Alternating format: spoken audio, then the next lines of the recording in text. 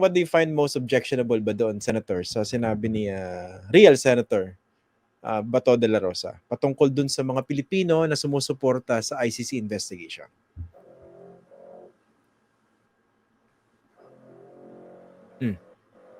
Hello.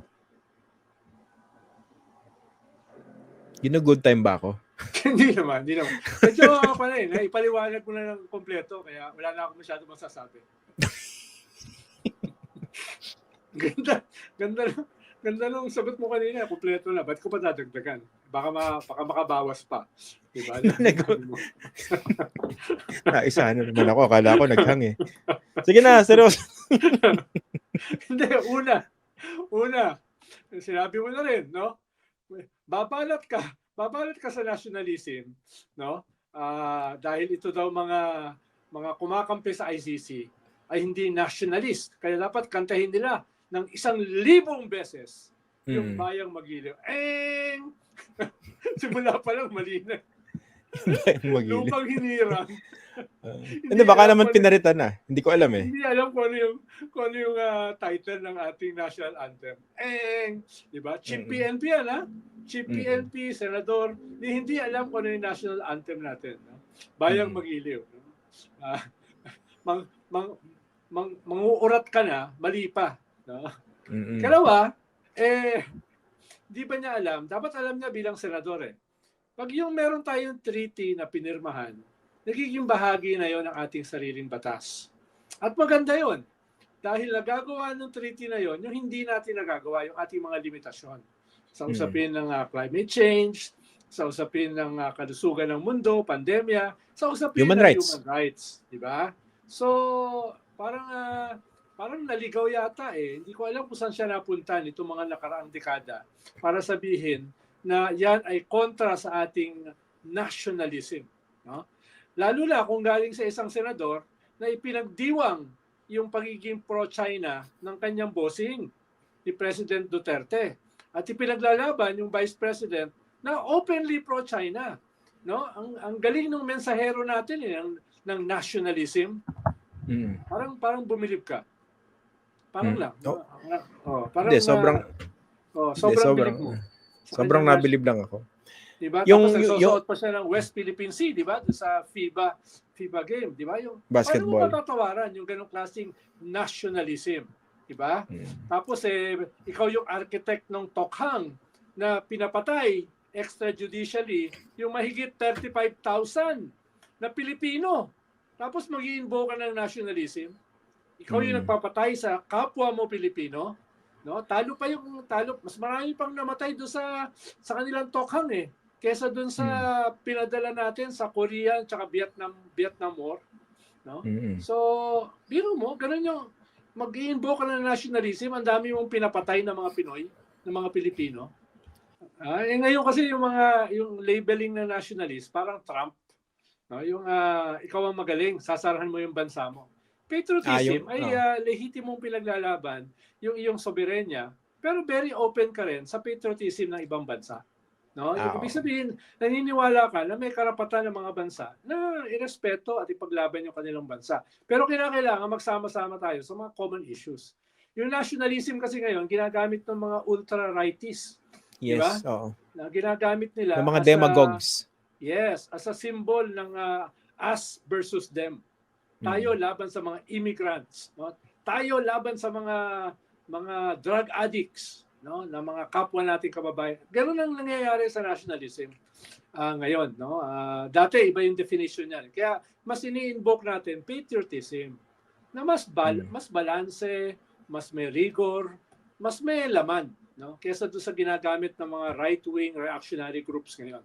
Ito naman, ako kasi ang basa ko rito sa sinasabi ni Senator Bato. Alam naman natin na thoughtless, sa totoo lang, no? Yung argument nila, masyado pong masakit yung nasabi ko.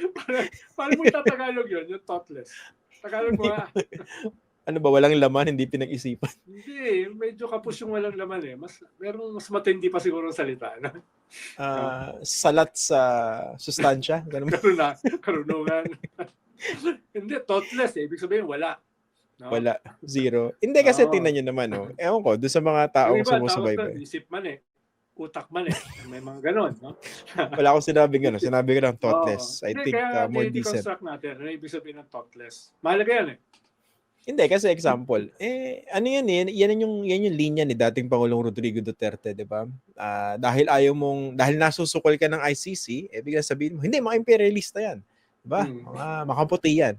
Yung alam, fire up yung false nationalism, parang gathering the herd and making them mad or angry or furious for a selfish, Diba? for something selfish. Tama. Pero ako, I don't know whether you agree with me, Senator. I sense fear dito kay Senator Bato. Kaya ganito siya magsasalita. Definitely. Siguro ako niyan, siguro mga 80% mga thoughtlessness. No, na hanapin natin kung ano ibig sabihin sa Tagalog. Mga 20% talagang stark naked fear. Lalo na last week, sinabi ng Secretary of Justice at saka ng mismo, ng Executive Secretary, na talagang wala silang choice. Pag naglabas ng international warrant, papapasukin nila dahil membro tayo ng Interpol. No? Kaya papapasukin nila yung Interpol na malamang mga isa o dalawa yung darating. No? Ang mag-i-implement talaga, Philippine National Police. No? Yeah. In short. Pero kung sila, very categorical yung kanilang statement. Kaya nakakaramdam talaga ng stark naked fear si Senator Bato, at least 20%, dahil 80% thoughtlessness. Talagang diniinan yung slip ko no? Nadulas lang naman ako For lack of a better word lang naman Senator, ito yung tanong ko sa inyo. What do you think of the timing? Bakit bila nagsalita ng ganon itong si Justice Secretary Jesus Crispin Remulla? Tapos, di ba, nagsalita rin after si Executive Secretary Lucas Bersamin, clarifying, pero Interpol yung kanya sinasabi. Parang kailangan ba din sabihin yun at this time? Or there's something in that timing? Dapat last year pa nila sinabi yan Na medyo sinabi naman nila ng konti. Dahil yung pinag-uusapan natin ng previous episode, yung mga sword of Damocles sa ulo ng mga Duterte at ng kanilang cohorts, parang nabibitin bumagsak. So, dapat naman may gawin sila para ipakita na meron naman silang leadership at sila ay pwede rin katakutan. Kaya tingin ko, yan yung isang dahilan na parang yung isang sword ay sinasabi nila ay tatama sa ulo dahil yung isang sword ay ayaw nila gamitin. Yung impeachment. Diba? Yun yung isang sword Yung pa naman, yung isa pang sword, no, yung third sword, yung mga kaso laban sa kanila, hinihintay pa nila na mag-retire yung ombudsman na pro-Duterte. Diba? So, dapat, at least, siguro, isang sword, pababain naman nila ng konti. Dahil nagmumukha silang parang ang term mo, dinadaga. No? Dinadaga. Isa pang thoughtless yun na gusto ko ma-emphasize. Dinadaga. No? Daw. So, di umano. So, kailangan naman nilang kanin. May gawin naman sila. Kaya yun yung tingin ko isa. Pero ang balita ko, darating na yan mga Marso. Balita ko lang dahil madalas naman nakakamali tayo sa ICC. Interpol? Ibang animal yan Sino darating, Interpol o ICC? Hindi, yung international warrant. No? Warrant, okay. Mukhang Interpol parating naman Pero ayokong uli manghula dahil hinulaan ko na yan last year. Hindi nangyari. Ayaw manghula pero sinabi Marso. Ano yun? Siyempre, yung mga bansa na yan, yung miyembro ng ICC, hindi naman tayo priority niyan. Priority nila si Netanyahu. Naglabas na sila ng warrant. Si Putin, diba? Naglabas na sila ng warrant. No? Yung mga Taliban sa Afghanistan, naglabas na sila ng warrant. Yun yung mga kanila yung mas dramatic. Pero ito pag-usapan natin. Kasi wala namang wala namang enforcement mechanism on its own itong ICC, di ba? So kailangan ng cooperation ng state parties or yung treaty signatories. Pero yun, binabanggit nyo, di ba? Yung kay Netanyahu, kay Putin. Pero there could be something different in the case of Duterte kung sakali maglabas man ng arrest warrant against him or kumadamay itong si Bato de la Rosa dahil baka mag-cooperate yung Philippine government, di ba? Yes. No? Yes. Yung total closure ng Philippine government early 2023, ngayon ay partially open na. At dramatic yan. No?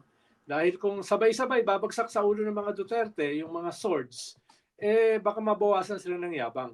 at ang maging dominant ay takot.